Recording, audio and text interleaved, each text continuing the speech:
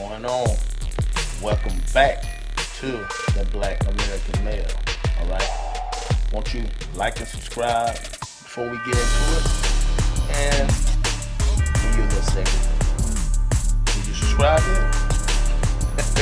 All right, we get into it. So I want to ask you and think about this. Are you made for being an entrepreneur? Or better said, is being an entrepreneur for everyone? So I want to answer this question because there are lots of people who probably say, man, I want to start a business. I don't quite know what should I do. Is it easy? Is it hard? You know, I will answer some of those questions, but the main thing is everyone made out to be an entrepreneur? Or is entrepreneurship something that everyone has the ability to be? Okay, well, the quick answer to that is no. And here's why I say that. All right. Being an entrepreneur is like pushing a 500-pound ball up a steep grade. Now, it ain't saying that you can't do it, but let's just say there are 10 other people around, okay, while you are pushing as hard as you can this 500-pound ball up this, let's just say it's, 7% grade hill, all right? As hard enough as that would be, that ball will be waiting for you to just keep pressure from off it. And it's going to roll over your butt and roll down the hill with you, okay? So you would say, why would I give that kind of analogy to what it's like to be an entrepreneur? Okay, well, I just mentioned there were 10 other people around you. Okay, what about asking for help? Who says being an entrepreneur is something you have to do or take on that endeavor on your own? All right, there's one good reason right there why some people will not even try to do it because the pride won't allow them to ask for help. Okay, um, this saying out here, and I'll deal with this later on another video, is I'm a self-made millionaire. Well, we do know what the word self-made means. It means they didn't really have a handout, all right? Somebody didn't give them the money to get what they got. But you're going to always need people.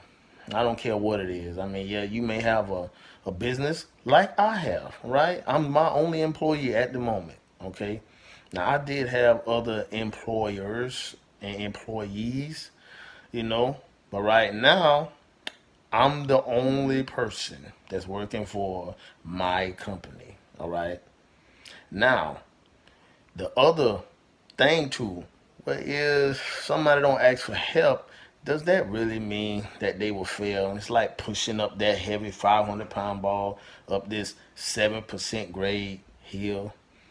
Um, the other part to it is it's already tough as it is. All right. So 500 pounds is a lot to lift or push. Now there are some people who can do that. All right. It's not impossible. But here's what you're gonna have to get used to doing. Going out here and putting yourself in a position to succeed. All right. It will not be easy to be an entrepreneur, but what you have to do is put it in your mind and say, do I really want this? Do I really want it bad enough to where I'm going to push and strive when times get hard? So you got to ask yourself, do you really want this? Or are you willing to push through the tough and rough times of, you know, running lean, not having enough, or not receiving a check for yourself, you know? And all this means is when your business make a profit, even a small, tiny profit, that you put it back into the business, all right, to regrow it. Um, One big example of who done this, all right, and you would say this is something that most of us probably already have. I mean, this company is so big that Majority of people who are online now are buying something at this moment from off of their website. All right, and this is Amazon. All right, Jeff Bezos is the owner. All right, and he pretty much put himself in a position of where he didn't receive a whole lot starting out. You know what I mean? And what I mean a whole lot is, he had the ability, all right, to give the people who had stock into his company, right, to get them profits. It was like profit sharing. We're gonna talk some too on this channel about, investing in companies and things like that. Most definitely stuff that you use. But he had investors who was really pushing and prodding like, hey man, I mean this company is so big, it's growing, and at the time he did not do it because he was like, listen, be patient. I'm trying to do something here that's, real big. It's greater than, trying to sleaze out and take a couple of million here or there. As most of you may know, man, this is $1 trillion business, okay? And the business itself makes billions of dollars a year, all right? And Jeff Bezos right now is, the richest man, as we speak right now. And this probably are people who are out there richer, but it's the one that we know and that's most famous, all right? Because there are lots of people who have money that's in things that we can't really know what they own and what they have. And most of these are people who own, the oil businesses, you know, the Middle Eastern, men from overseas that have families that owns a lot of things. Now, I don't want to get off on a big long tangent, but if you get a time, how about look up the Rothschild family? Just look them up, and you will see what I'm talking about. And that families have wealth that you can't really fathom. That I mean, they don't even go by, how much money they have. Be honest, because it's way more than what you can really understand. All right, and I don't think they can really know. They own so many things. But back to what we was talking about, you know, by Jeff Bezos not choosing to have the company pay dividends, right off. I mean, people who have bought stock into Amazon, back in the early 2000s and early and late 90s, man, they're loaded right now. And on top of that, it puts himself in a different category because he did not want to continue to take money out of the business so he can live a certain lifestyle. He kept putting the money and the profits back into the business the way it grew to the point where it's a necessity now. Amazon Prime and all the things that Amazon has to offer is like infiltrated everywhere in what we use. Now that may be a great big example. You're like, man, I will never be a Jeff Bezos. Well, for one, don't say never. All right, we don't know who any of you could be. But you would have to be willing to not receive a profit or a check, I would say. I'm going to say profit, but you have to be willing to go without pay for a while. You have to work some hard hours and you have to love it. So I want to leave another tip. If you are not made to be an entrepreneur, all right, you will be the individual who will say, I don't mind working hard, but when I get off, all right, when you get done doing your work for the day, you want to be done, right? You want to leave work at work. Okay, well, another thing that may indicate that you're not, cut out to be an entrepreneur, and this is not a negative thing. You want to leave work at work.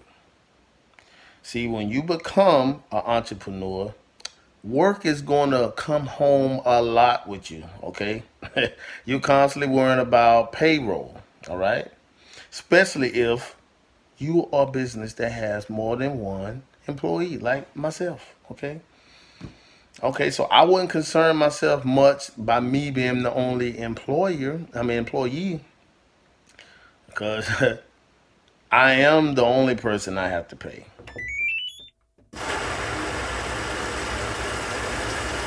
So being the only person that I have to pay, you know, that is one less thing that I would have to worry about. But the other part to this is you have to make sure that if you're going to do this, you're all in.